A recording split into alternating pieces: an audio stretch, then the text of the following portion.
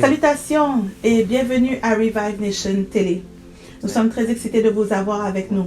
Et si vous êtes là avec nous, c'est parce que le Seigneur a créé ce jour afin que vous soyez changés dans une nouvelle saison de votre vie. Pendant que vous êtes là, prenez un moment s'il vous plaît pour cliquer sur le vidéo, le pouce bleu et le partager avec ceux que vous connaissez et que vous aimez. Nous voudrions saluer tous ceux qui l'ont fait auparavant dans le passé. Prenez un moment également pour partager un message, une parole activement. Il est important de partager et publier la parole de Dieu. Nous avons été vraiment bénis par la magnitude et la profondeur de la parole de Dieu. Le dimanche passé, plusieurs d'entre nous ont été éblouis par ce qui nous avait été apporté à notre âme, à notre esprit. Nous avons étudié que Paul, sur le bateau, nous avons appris comment être beaucoup plus alerte de notre âme et que même les rois mages ont été attaqués de façon à manquer de suivre Jésus. Même Ève dans le jardin, elle aussi, elle a été attaquée dans ses sens. L'ennemi trouve toujours une façon de nous amener de la tentation à l'obsession jusqu'à même l'esclavage. Si vous êtes ici, c'est parce que vous avez été libérés pendant que vous avez écouté activement non seulement la parole, mais l'esprit derrière cette parole. Peuple de Dieu, je sais que vous vous êtes préparés à partir du mercredi à recevoir la parole de Dieu d'aujourd'hui.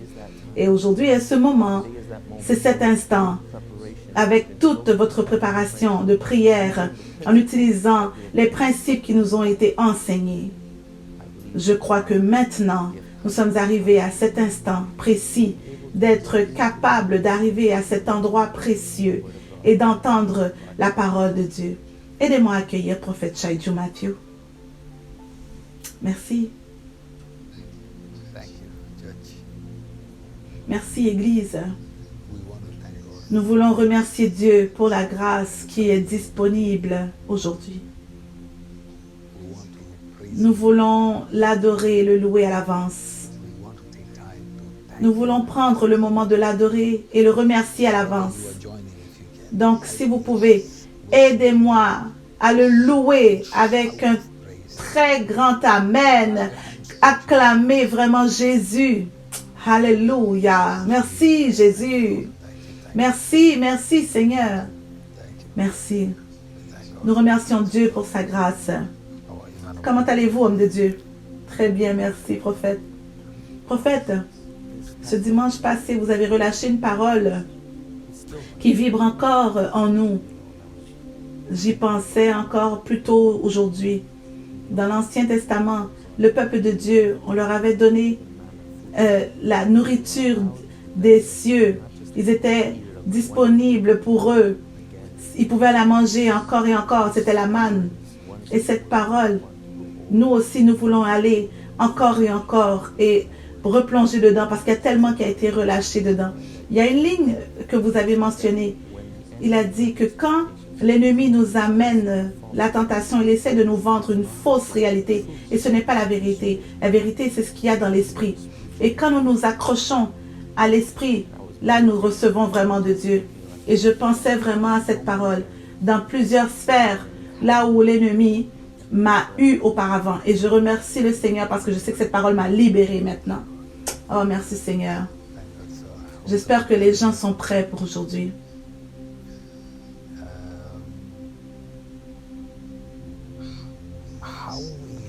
Comment nous recevons la parole, la façon dont nous recevons la parole doit nous être enseignée. Et comment recevoir la parole, ça doit être appris. Parce que deux personnes peuvent entendre la même parole. Et pour une personne, il n'y a aucun effet. Et elle peut changer complètement la vie de l'autre. Alors, comment nous recevons la parole est très, très important. La même parole qui transforme la vie, c'était la même parole que les pharisiens écoutaient, mais ils pouvaient seulement trouver des erreurs dedans. le même enseignement du Seigneur Jésus. Il y a des vies transformées. Et dans le même enseignement, on trouvait encore des occasions de crucifier Jésus. Donc la façon que nous recevons la parole, l'art de recevoir la parole doit être développé. Vous savez, quand je méditais sur ces choses la semaine passée, à ma mémoire, c'était venu à me rappeler que quand nous grandissions, nous avions l'habitude de jouer avec des bouts de bois, des petites choses comme ça dans la cour. On n'avait peut-être pas les moyens d'avoir des jouets dispendieux de la génération d'aujourd'hui. Même mes enfants, j'ai un ancien iPad que je n'utilise plus, que je leur donne. Et j'ai remarqué comment ils en prennent soin. Comment est-ce qu'ils agissent avec? Ils ne le valorisent pas vraiment la façon que nous l'avions valorisé quand nous l'avions reçu. Nous étions probablement des adultes pour avoir de genre d'objets comme ça. Imaginez comment on prenait soin avec beaucoup d'attention. On le gardait d'une façon... Je remarque que vous avez même un étui pour le protéger parce que vous ne voulez pas que ça tombe par accident et que ça se brise, que ça craque. Mais si vous regardez, les enfants, ça ne leur dérange pas. Donc, mon petit, il le prend, il le lance sur le sofa, il a fini de jouer, ça y est. Je les rappelle et je leur dis non, non, non. Il ne faut pas faire cela. Vous le faites comme ça parce que vous n'avez pas payé le prix. C'est la même chose avec la parole de Dieu. On ne fait pas attention à une parole parce qu'on n'a pas payé le prix pour recevoir cette parole. Donc, vous regardez en ligne, la moitié de notre auditoire est dans la bâtisse. Et le 2/3 de notre auditoire écoute de la maison, nous regarde de la maison. D'autres dans des églises physiques, d'autres localisations. Comment recevez-vous la parole? C'est également un signe de votre maturité spirituelle. Cela démontre que non seulement vous apprenez à recevoir le cadeau, mais vous apprenez à le garder, ce cadeau, le maintenir. C'est un signe de maturité. Donc, dans tout l'auditoire d'une centaine de personnes, vous pouvez voir et regarder qui apporte vraiment un respect. Regardez dans leur langage corporel. Regardez comment est-ce qu'ils sont distraits de toute personne qui peuvent passer autour. Regardez comment ils mettent toute distraction de côté. Regardez comment ils se positionnent. Et là, vous saurez avec qui vous êtes. Une personne avec qui la parole, quand la parole lui vient, c'est le Seigneur qui lui vient. Donc, la valeur qu'il donne à cette parole. Mes enfants ne valorisent peut-être pas l'iPad parce qu'ils ne connaissent pas le prix que ça a coûté. Mais si je vous donnais un morceau de papier, peut-être que j'aurais prié dessus et je vous aurais dit, prenez-le. Ou peut-être même un mouchoir, tout comme l'apôtre Paul. La façon que vous alliez prendre soin de cela serait plus précieuse que la façon qu'ils prennent soin de l'iPad. Ce qui coûte peut-être 10 000 fois plus cher que le papier. Mais vous qui avez la compréhension, vous prenez soin de ce simple bout de papier. Donc, ce n'était pas la différence de prix qui était la raison, mais c'était le fait que vous savez, vous valorisez d'où ça vient. Qu'est-ce qui s'est passé avec? Si vous prenez soin seulement parce que ça coûte cher, il y a des choses que vous ne pouvez pas mettre un prix dessus. On ne peut les valoriser, on ne peut mettre un prix, ça dépasse tout prix. Si quelqu'un vous lance une pierre, oui, vous allez la jeter, vous n'allez pas la garder en souvenir. La semaine passée, il y avait des nouvelles d'un homme. Un homme qui a eu une petite pierre, un astéroïde, qui est touché son terrain, qui est tombé sur son terrain. C'était un pauvre fermier. Sauf que maintenant, cette même pierre, juste un morceau de pierre, une roche, aujourd'hui, ça l'a rendu un millionnaire de 21 millions de dollars. Sa valeur a augmenté. Donc, quelle a été la différence?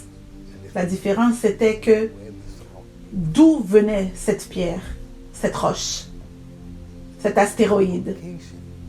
La localisation de cette pierre a changé sa vie. C'était quand même juste une pierre, une roche. Il y avait probablement de plus grosses roches dans son terrain, mais c'était l'endroit d'où elle venait qui était important. C'était ça. Donc, quelquefois, quand quelqu'un vient pour recevoir une parole, probablement il cherche à savoir est-ce qu'il y a un signe profond, est-ce qu'il y a une parole plus profonde. Mais ce qui est vraiment important, c'est d'où elle provient, d'où elle vient. Est-ce qu'elle avait pris naissance dans l'intellect? Est-ce qu'elle vient de Wikipédia? Est-ce que ça avait été volé de quelqu'un d'autre? Ou est-ce qu'elle vient ailleurs dans l'espace? Un endroit non identifié. C'est ça qui peut rendre quelque chose de très simple, qui change maintenant à ne plus être simple du tout. Ça a l'air simple, mais ce n'est plus simple. Ça sonne simple, mais ce n'est plus simple. Il y a une grâce comme celle-ci. Donc aujourd'hui, par la grâce du Seigneur, j'aimerais vraiment que nous puissions rentrer dans une grâce comme celle-là, encore une fois. J'espère que vos esprits sont prêts à prendre ce qui se passe. Donc ce que j'ai reçu, je ne sais pas quelle quantité je serai capable d'en partager aujourd'hui. Je vais attendre et voir dans quel angle le Seigneur va me permettre d'aller. Mais vous pouvez être rassurés que j'ai tout partagé ou non. Même le peu que vous allez recevoir va porter le poids de l'entièreté. Donc, commençons par le livre des Actes. Encore une fois, chapitre 27. Et nous pouvons commencer avec le verset 23 aujourd'hui. Acte 27, verset 23. Un ange du Dieu à qui j'appartiens et que je sers m'est apparu cette nuit.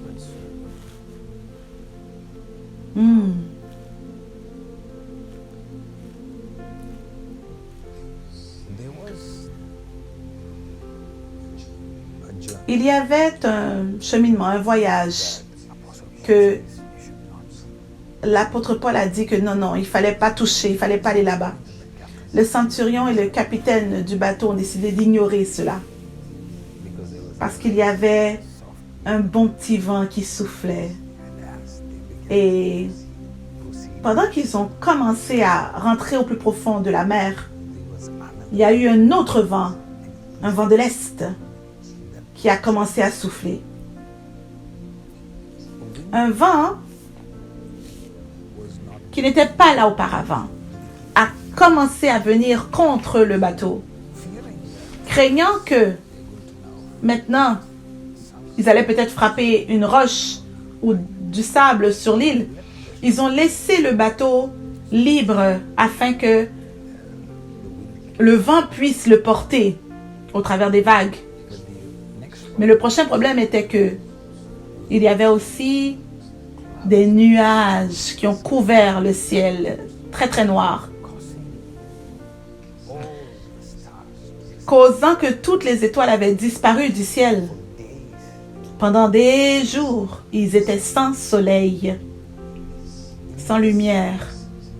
Donc, dans cette saison, l'apôtre Paul a dit spécifiquement que tout espoir pour être sauvé était perdu.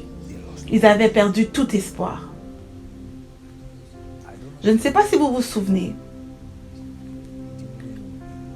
pendant le 30 jours de jeûne, pendant le mois de semences, je vous ai enseigné 3 choses qu'on ne devrait jamais perdre. Jamais perdre dans la vie. J'ai dit de ne pas perdre l'équilibre dans la vie, la première chose. La deuxième était ne pas perdre la vision de notre destinée. Et la troisième, de ne pas perdre l'espoir en Christ. Si vous vous souvenez, pour un enfant de Dieu, afin qu'il ait le succès dans sa vie, il a besoin des 3. Ils ne peuvent en avoir 2 et en perdre 1. Non, ça ne marchera pas.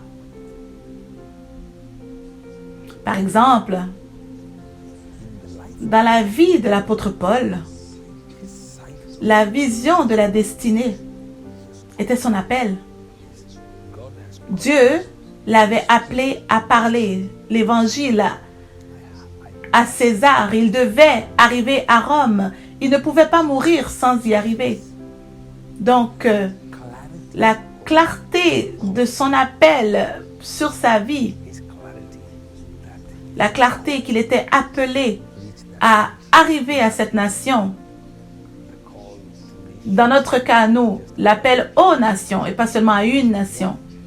Voilà ce qui fait continuer un enfant de Dieu, son appel, son appel.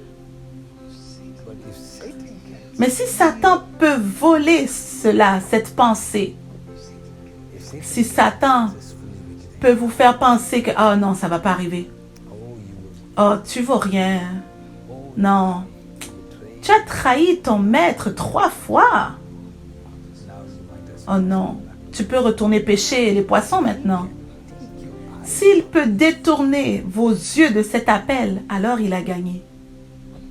Ou peut-être, dans le cas de Paul, il croit encore à son devoir. Il n'a pas perdu vraiment la vision de sa destinée, mais dans ce cas, il a peut-être perdu l'équilibre.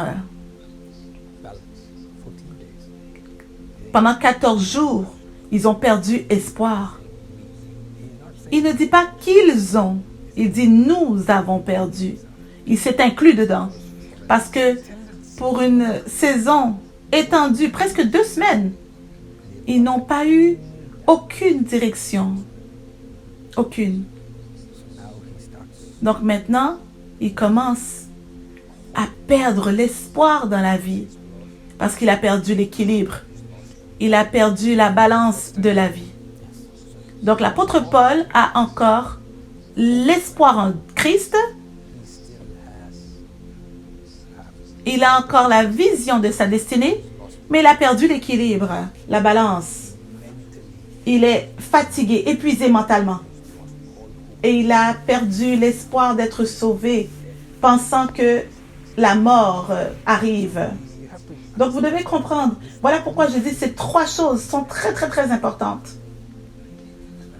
Quand je vous ai donné cet enseignement, je ne sais pas si vous avez porté de grande attention, parce que nous pouvons voir ces 3 clés dans chaque personne, même au travers de la Bible. Vous pouvez le voir.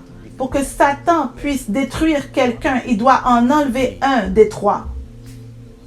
Une clé des 3. pour que vous soyez complètement anéantis. Il doit attaquer une des trois.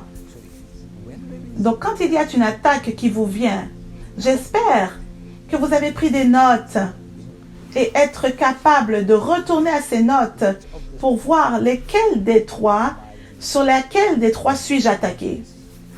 Voilà comment vous pouvez vous en sortir. Plusieurs croyants ne sont pas capables d'analyser, de chercher dans quelle sphère est-ce qu'ils sont attaqués. Donc, quand vous voyez que votre équilibre est attaqué et que vous voyez que les deux autres sont intacts, alors les deux, le fait de vous rappeler des deux, ça sera votre ancre qui va vous retirer pour atteindre l'autre qui est en train de couler. Donc la mémoire, l'assurance que Christ est avec vous dans votre mémoire devient l'encre qui vous fait sortir de l'attaque mentale, hein? L'attaque qu'il y a dans sa pensée. C'est ce qui est arrivé avec Paul. Donc, enfant de Dieu, souvenez-vous que quand Satan voit que vous êtes un croyant enraciné, maintenant, il ne va pas attaquer votre foi. Il sait que non. Oh non, non, lui, il aime trop Jésus. Il y a pas de... Ça ne vaut pas la peine d'attaquer sa foi. Mais laisse-moi attaquer son équilibre mental, l'équilibre de son âme, ses émotions, son mariage. Que je puisse attaquer sa pensée, faire sentir non aimé. Parce que il va voir que non, il est très focalisé. Il aime le Seigneur. Il aime servir Jésus. Alors l'attaque que je peux lui donner, c'est au niveau émotionnel. Sa pensée. Vous vous réveillez le matin et vous dites, oh, personne ne m'aime. Vous vous sentez seul. Ici, vous avez des buts. Et de l'autre côté, vous avez la foi en Jésus. Et malgré tout, vous vous sentez seul de l'autre côté. Voilà ce qui arrive à Paul. Il est dans un bateau rempli de personnes. Rempli. Et il se sent quand même esselé. Il sent que tout espoir, ça arrive à un point où l'espoir se perd. Pourquoi? Parce que Satan a aveuglé la vue, la vision dans le naturel. Donc, quand la vision dans le naturel est perdue, les sens dans le naturel sont perdus également. Il ne peut même plus apprécier la nourriture. Vous allez le lire dans le chapitre. Paul a dû retourner vers eux et leur dire, OK, qu'il faut manger, parce qu'ils avaient perdu l'appétit. Et il devait les encourager à dire, OK, ça fait longtemps qu'on n'a pas mangé. Et parce qu'ils étaient encouragés par Paul, les sens dans le naturel sont revenus. Vous l'avez? Oui, je l'ai ici. C'est Acte 27, 33. 27, 33. Avant le jour paru, Paul exhorta tout le monde à prendre de la nourriture, disant, c'est aujourd'hui le 14e jour que vous êtes dans la tente et que persistez à vous abstenir de manger. Verset 34, je vous invite donc à prendre de la nourriture, car cela est nécessaire pour votre salut, et il ne perdra pas un cheveu de la tête d'aucun de vous. Voilà, vous pouvez m'aider dans la sphère du naturel. Je peux vous aider dans l'esprit, mais vous, naturellement, si vous n'avez pas la force de recevoir le cadeau qui vous est donné dans l'esprit, écoutez, c'est très important que les gens comprennent. Il y a quelquefois que ce que je vais dire peut-être ne sonnera pas spirituel, mais ça l'est. Quelquefois, ce que vous avez besoin de faire, c'est d'arrêter de jeûner et de manger et de recevoir la force. Hein? Parce que vous jeûnez, oui. Mais si vous êtes très découragé, imaginez que vous n'avez pas en plus de nourriture. Maintenant, Dieu relâche la bénédiction.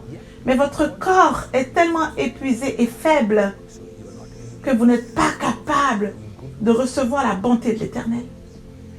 Voilà pourquoi Anne pleurait devant Dieu. Elle jeûnait. Et le moment que Élie avait dit, même temps, l'année prochaine, tu auras un bébé, elle a arrêté son jeûne. Elle a dit, ok, ça y est, c'est fait, merci Seigneur. Les choses sont faites maintenant dans l'esprit. Je dois maintenant préparer mon corps à recevoir ce bébé. Donc si je continue à jeûner, mon corps sera trop faible pour porter ce bébé. Donc, beaucoup de personnes, leur esprit sont en feu, mais mentalement, ils sont épuisés. Physiquement, ils sont épuisés. Donc, ça vous revient à vous de prendre soin des trois, de l'esprit, de l'âme et du corps. C'est ça l'enseignement que nous avions donné il y a 2 semaines. L'esprit, l'âme et le corps, ça revient qu'à vous de prendre soin. Ça vous appartient. Donc voilà ce que j'aimerais que vous voyez. L'apôtre Paul n'était pas un croyant normal, habituel.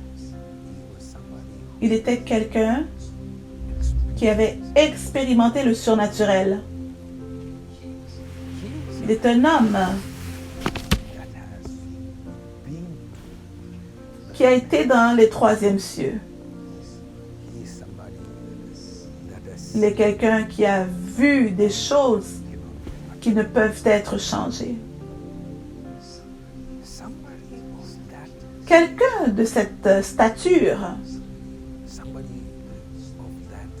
quelqu'un de ce rang spirituel,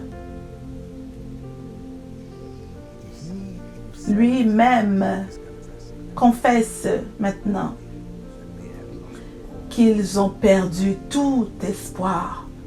Nous avons perdu tout espoir d'être sauvés. C'est incroyable. Donc nous devons étudier cela. Quelqu'un qui a eu tellement de rencontres du Seigneur. Donc, ses expériences spirituelles sont beaucoup plus grandes que les nôtres. Et malgré tout cela, son âme, pas son esprit, son âme est arrivée à un point de désespoir.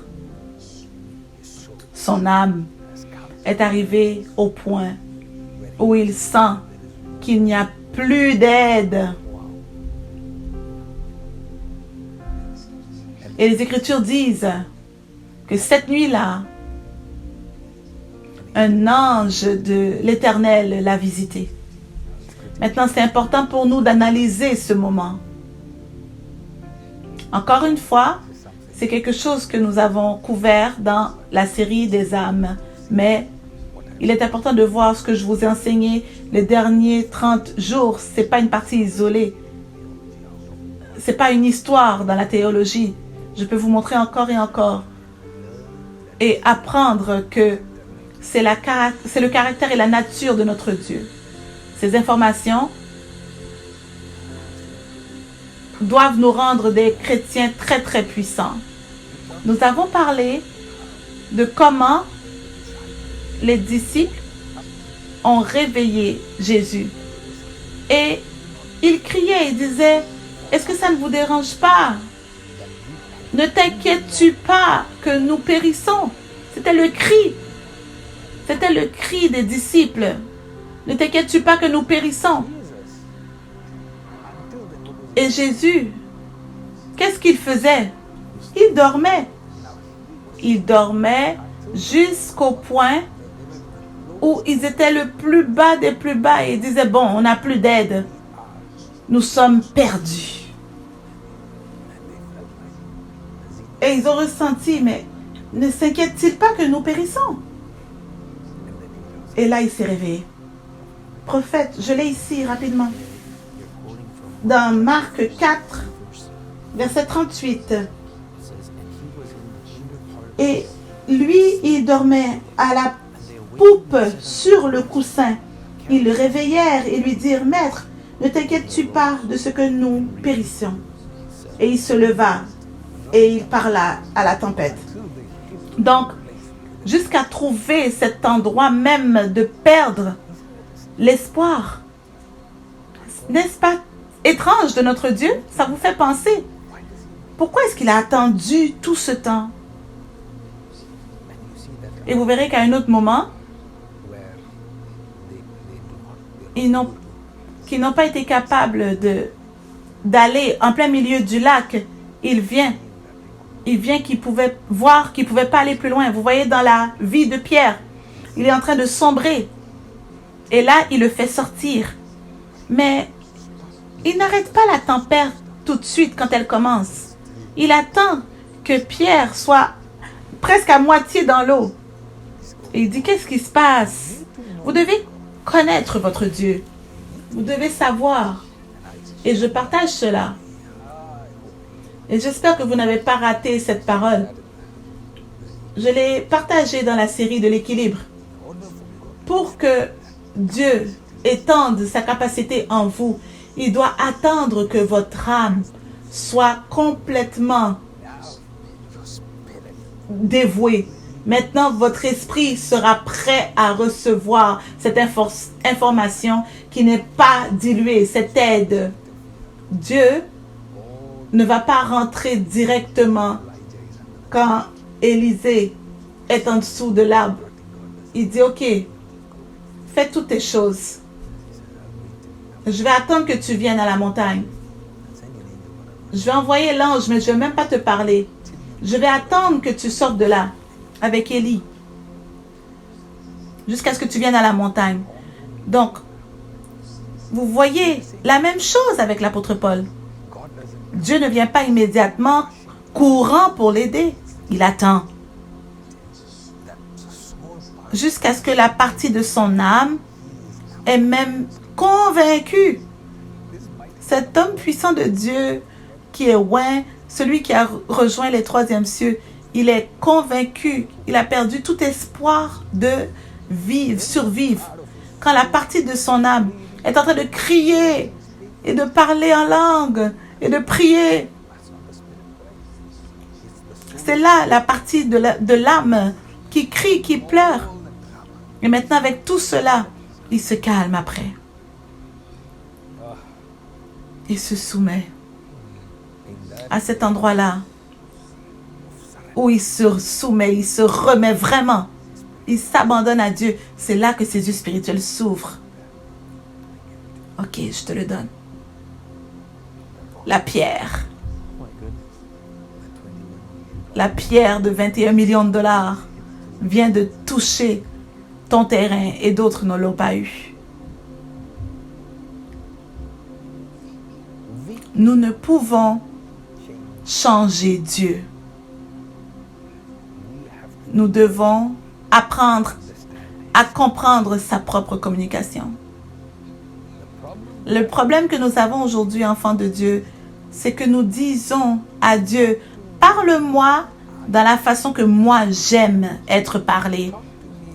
Parle-moi quand mon âme est en panique. Manifeste-toi quand je le demande. Oui. Viens à moi quand je l'ordonne. Nous ne sommes pas prêts à prendre du temps et l'effort à développer nos sens spirituels pour comprendre comment il communique, pour comprendre quand il communique, la manière dans laquelle il communique. Parce que si nous sommes capables de comprendre cela, vous saurez que il ne communique pas quand votre âme est en panique. Non. Si vous aviez compris cela, vous pouviez éliminer l'anxiété. Si vous comprenez cela, vous pouvez éliminer ces 14 jours. Là, vous pouvez arriver à la conclusion que toute aide est perdue, que tout espoir est perdu, si vous aviez compris cela. Et c'est là que les chrétiens échouent. Voilà pourquoi des milliers ont préféré d'aller vers un homme de Dieu qui peut faire des miracles et qui peut leur prophétiser que quelqu'un qu'on peut leur montrer dans les Écritures comment ça se fait. Parce qu'ils n'aiment pas ces 14 jours-là. Ils veulent quelqu'un qui vient faire le miracle et qui dit, OK, on va aller à cette deuxième partie-là, là où tout est bien. La deuxième partie où Dieu se manifeste. La deuxième partie que Dieu est venu et qu'on a touché la baguette magique et que tout est réglé. Ils aiment cette partie-là. C'est ce qu'ils aiment. Mais la première partie, de grandir en stature spirituelle, dans cette première partie, c'est très important pour le Seigneur. Donc j'aimerais que vous vous souvenez qu'il y a un homme qui a été au 3e cieux. Il a été là, expérimentant Dieu. Mais son âme a été testée. Il y avait une saison où il s'est senti incapable et que Dieu devait attendre que son âme se calme afin qu'il envoie l'ange. Homme de Dieu. Si vous pouvez rechercher cela, vous verrez que c'était seulement le 14e jour que l'ange apparut. Donc, qu'est-ce que l'ange attendait? 14 jours. L'ange attendait qu'il se soumette, que son âme, qu'il n'y avait plus, il n'est plus capable de bouger de là, qu'il dise que, OK, ça y est, c'est fait. Là, son âme se remet. Là, son esprit peut entendre. L'âme devient silencieuse. Il n'y a plus de cris. Il n'y a plus de mouvement. L'âme n'est plus en train de paniquer. L'âme est humble maintenant. L'âme ne dit plus, oh Dieu, tu n'es pas bon. Comment tu as pu me faire ça? C'est la première saison de ta vie et tu as des problèmes. Tu questionnes ceci, questionnes cela. Pourquoi ci, pourquoi ça? Là, vous arrivez à un endroit où c'est le calme. Il n'y a plus de force à lutter pour l'âme. La nuit a été très longue. Et là, le soleil commence à se lever sur vous. L'ange est prêt à toucher votre hanche et de vous changer de Jacob à Israël parce que vous avez survécu à la nuit. Certains d'entre nous, nous essayons de précipiter Dieu, mais nous devons laisser Dieu être Dieu. Donc, l'ange a été envoyé après cette saison. Quand son âme arrive au point de se soumettre vraiment, complètement, c'est là que l'ange est envoyé. Et à cet instant-là, c'est là que son esprit peut entendre. Le reste, homme de Dieu, les autres, ils ne peuvent pas entendre. Mais là, l'homme de Dieu, lui, ses yeux sont ouverts et ses oreilles sont ouvertes. Le reste des autres hommes, ils sont encore en train de souffrir. Mais Paul, au 14e jour, il est prêt de voir. Il est prêt à voir ce que les autres ne peuvent voir. Voilà pourquoi les gens avec qui vous vous affiliez, que vous accompagnez, c'est très important. Des fois, vous pouvez accompagner quelqu'un qui est dans l'église et encore, votre esprit devient encore plus sombre. Vous avez plus de troubles, vous êtes encore plus perdu parce que cet individu n'a pas eu la chance de vous conduire. Donc, vous avez partagé votre cœur avec quelqu'un qui n'était pas dirigé par le Seigneur à vous suivre. Donc là, vous êtes en train de couler et là, tout ce qu'il y a sur eux, c'est sur votre esprit. Là, vous êtes en train de couler ensemble. Et vous ne pouvez pas blâmer Dieu pour cela. Jamais. Vous ne pouvez pas blâmer Dieu pour cela.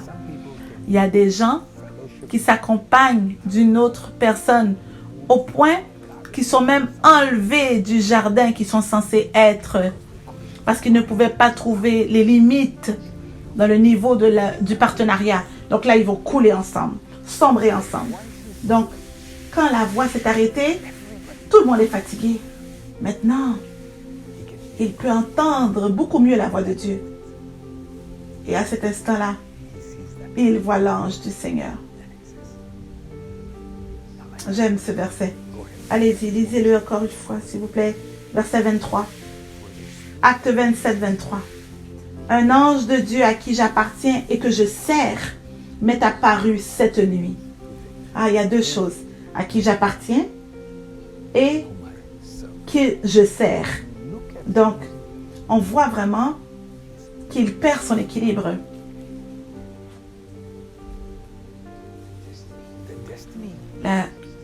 La vision de la destinée est encore là. Mais dans la façon pour lui de sortir de ce manque d'équilibre, c'est seulement en s'accrochant à Christ. L'espoir en Christ, c'est ce qui va lui faire sortir de son manque d'équilibre, son espoir en Dieu. Donc voilà ce que j'aimerais que vous appreniez, peuple de Dieu.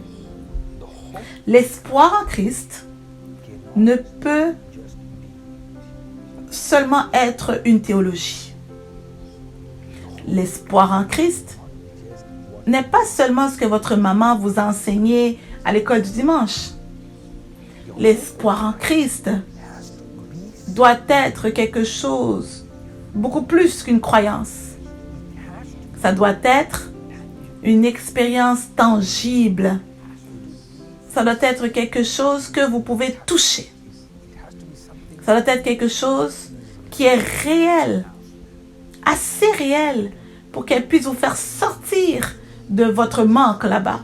Donc, voici, apôtre Paul dit, ok, il est un homme qui parle de l'espoir en Christ.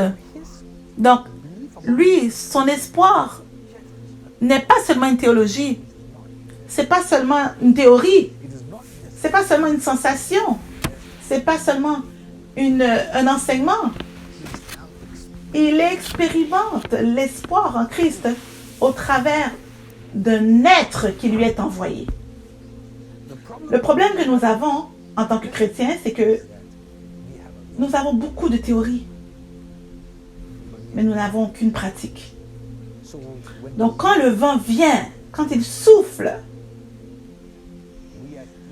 nous sommes facilement emportés parce que nous avons beaucoup de théories, mais aucune réalité. Donc quand je dis que vous avez besoin de 3 choses pour réussir et que je vous dis l'équilibre, je vous dis la focalisation sur notre destinée et l'espoir en Christ. Je ne parle pas d'avoir une bonne fondation théologique. Parce que, homme de Dieu, ce que Satan relâche sur la terre, si la théorie c'est tout ce que vous avez, je vous dis, j'ai peur pour les églises aujourd'hui. Quand je vois les croyants, quand je pèse, je vois comment des petites discussions peuvent faire qu'un croyant est vraiment perdu. Hein? Des petites choses peuvent créer qu'il perde le cœur. Je me dis, oh, est-ce que l'Église est réellement prête pour l'Antéchrist à se manifester? Est-ce que l'Église est réellement prête pour la persécution des derniers temps? Est-ce que l'Église pense vraiment que vous êtes découragé avec des petites choses? Et là, les vraies persécutions vont venir et votre esprit va se tenir. Voilà pourquoi Dieu renforce votre foi maintenant. Voilà pourquoi vous devez vous renforcer vos limites maintenant. Voilà pourquoi vous devez apprendre à dire non maintenant. Vous devez apprendre à fuir même maintenant. Vous devez apprendre à être enraciné maintenant. Si Satan peut vous ébranler maintenant, vous n'êtes pas prêt pour ce que l'ennemi va relâcher dans les dernières heures. Parce que nous sommes vraiment dans les derniers temps. C'est par la grâce que l'Église résiste à l'Antéchrist.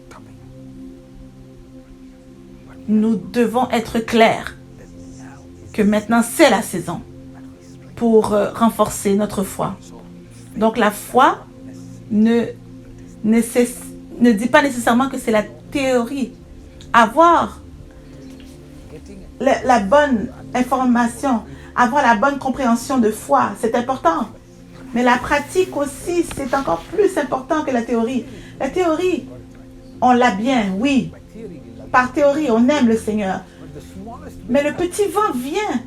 Et là, nous sommes ébranlés. Nous sommes retrouvés découragés pendant des semaines. Nous perdons l'équilibre pendant des semaines. Si la parole vous arrive, elle ne vous décourage pas. Non, c'est pour vous rappeler. Là où la voix de Dieu demande, Élie, qu'est-ce que tu fais là? Qu'est-ce que tu fais là, Élie? Tu n'es pas censé être là.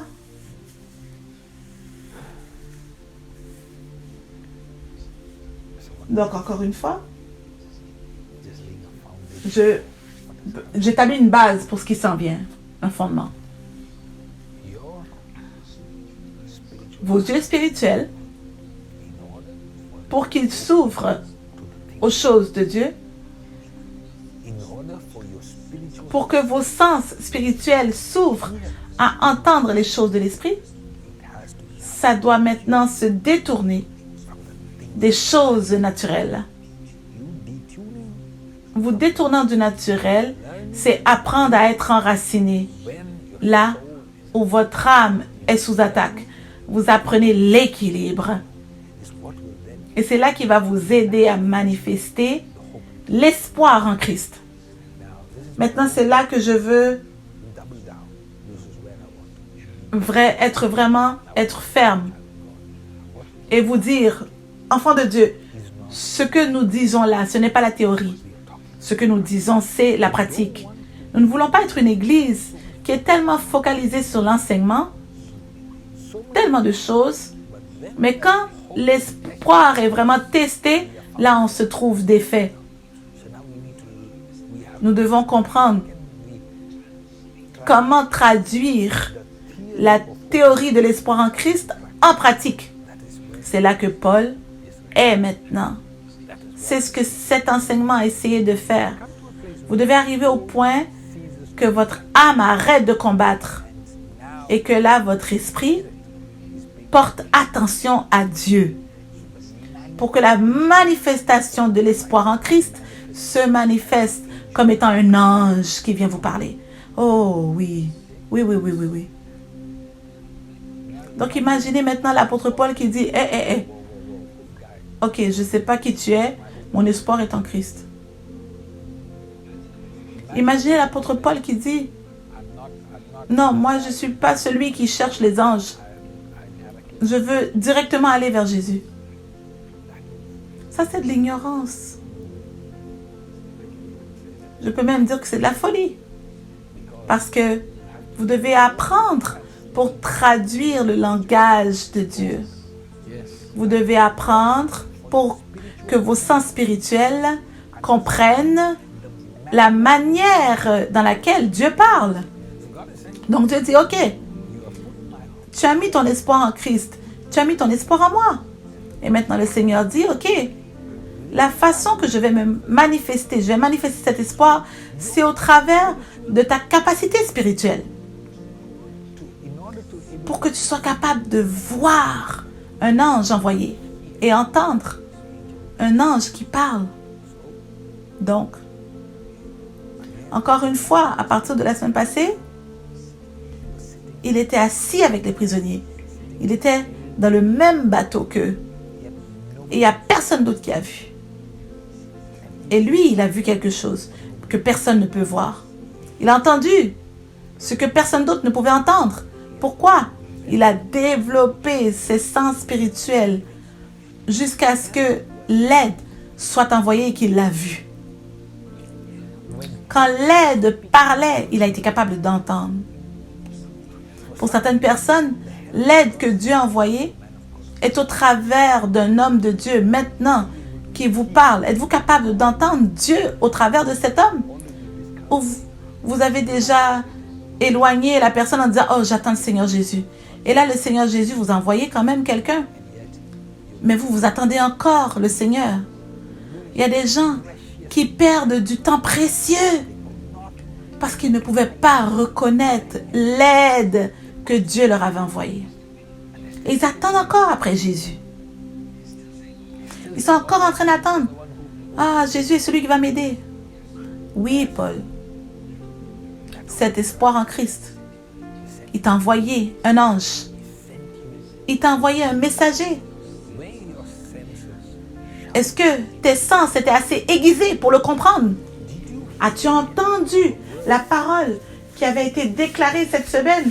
Et là, tu es encore là en train d'attendre que Dieu parle encore sur cette situation. Et Dieu a déjà parlé. Avant qu'un enfant de Dieu demande à Dieu encore une autre parole, ils doivent déjà commencer à entendre la première parole que Dieu a dit. Cette semaine, avant de dire « Dieu, aide-moi », êtes-vous capable de regarder l'ange que Dieu vous envoie maintenant? Voir et entendre Dieu au travers de cette parole qui vient dans votre situation maintenant. Développer ses sens. Je crois que ça a commencé. Je crois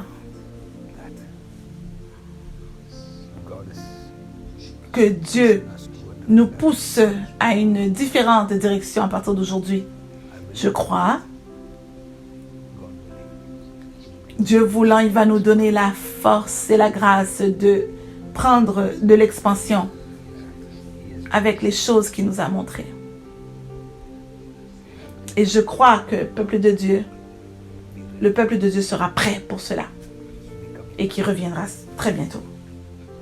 Nous allons revenir bientôt pour dire « Je veux voir et je veux entendre » comme l'apôtre Paul l'a fait.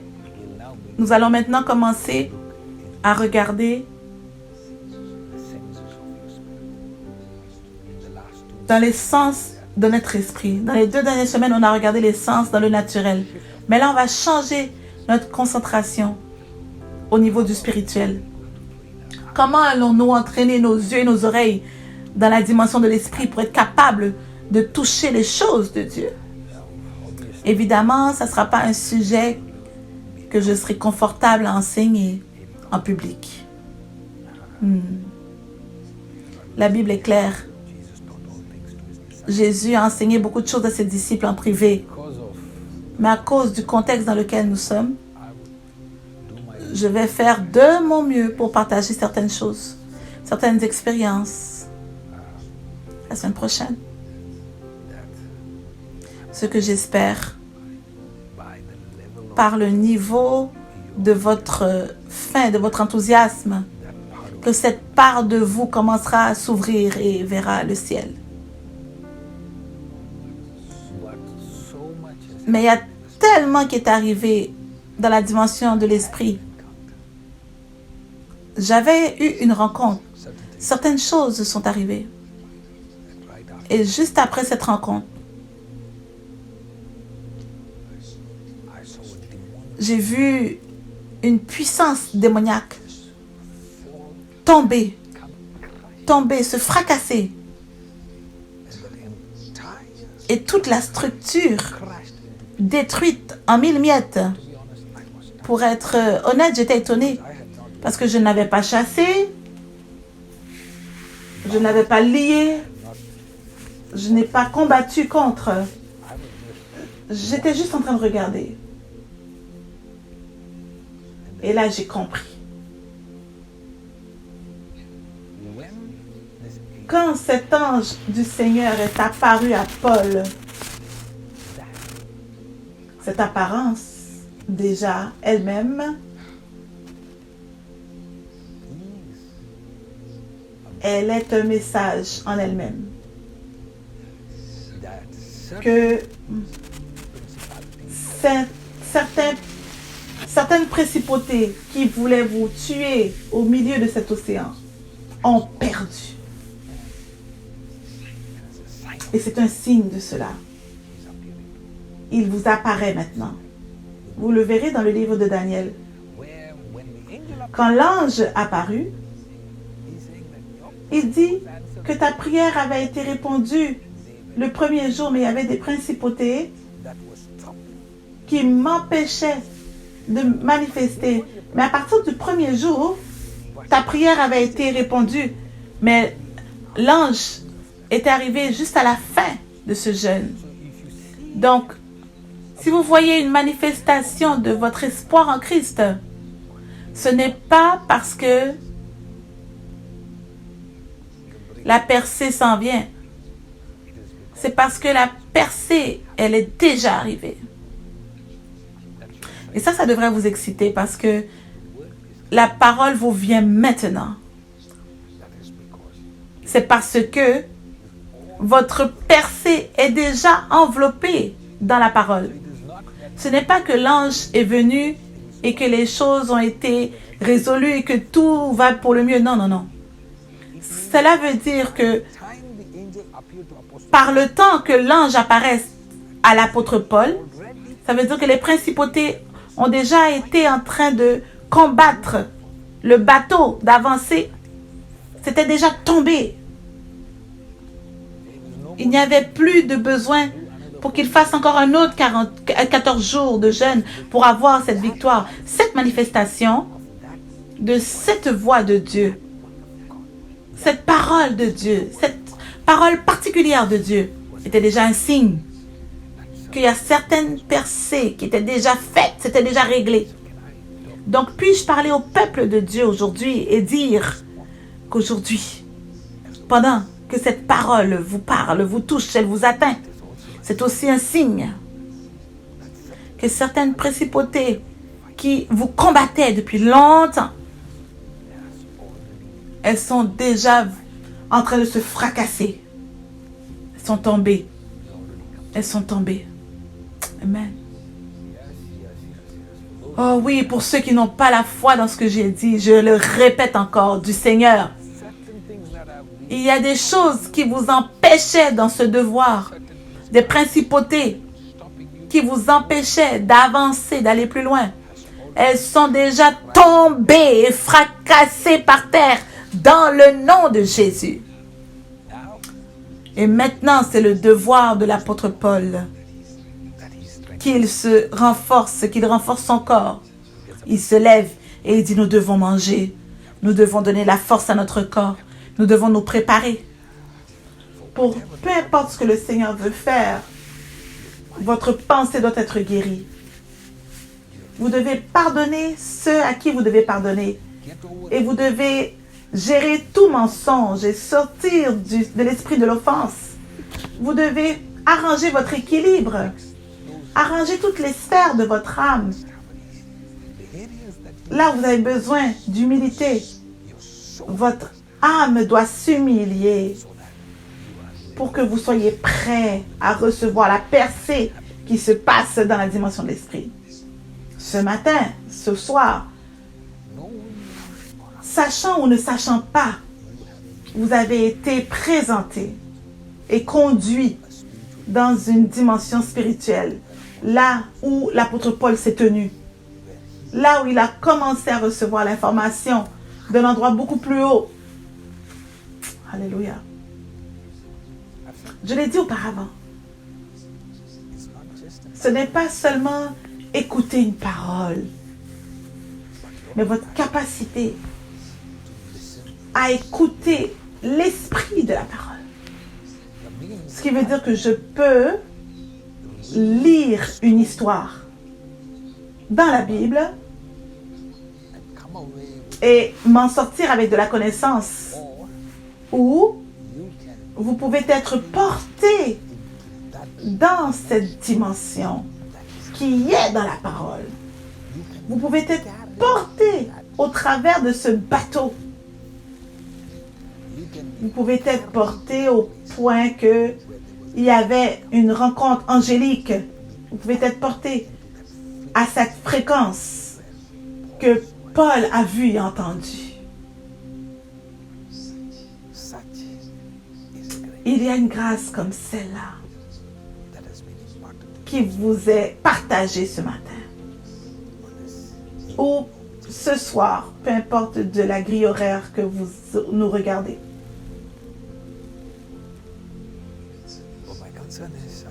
Mais ma préoccupation, c'est êtes-vous capable de le savoir? Êtes-vous capable de taire votre âme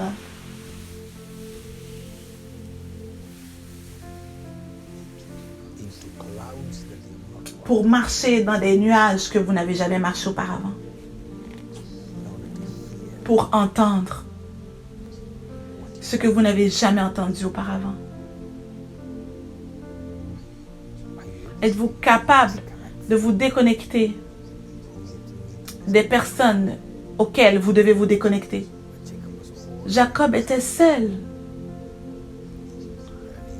quand l'ange du Seigneur lui est apparu. Pouvez-vous arriver au point que votre confiance en Jésus soit tellement racinée qu'il n'y a plus de dépendance des amis maintenant, de la famille pour vous porter, mais vous avez développé l'art d'entendre la voix, comment vous appuyez sur Jésus, développer le cœur à déconnecter l'âme. Donc maintenant, vous êtes capable d'être conduit sur une fréquence différente. Oh, je prie que Dieu se révèle à vous. Oui, à partir d'aujourd'hui, que ce soit une nouvelle naissance. À ouvrir vos sens spirituels.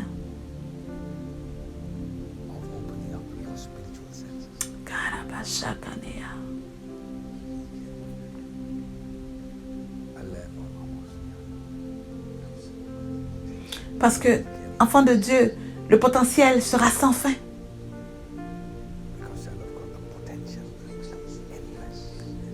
Les percées seront sans fin.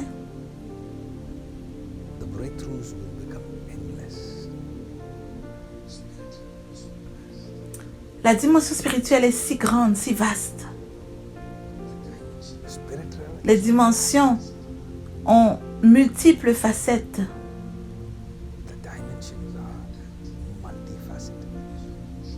Et cela, c'est votre portion, c'est votre part. Ça vous appartient.